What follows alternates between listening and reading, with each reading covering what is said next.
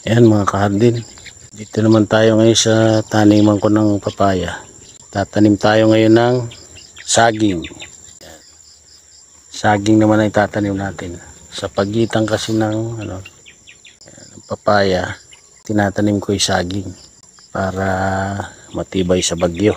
Suporta sa papaya. Marami na rin itong nahukayan ko na to eh. Hindi ko lang alam kung matatapos ko ngayon ang taniman nito. Kuha pata kasi tayo ng ng suwi. Ayan, mga kahardin, no? Kakabulaklak na paunti-unti. Ang liit pa niyan, baba pa. Ayan naman ang aking mga kadyus. Napakagandang pagmasdan itong aking mga tanim. Ayan, no?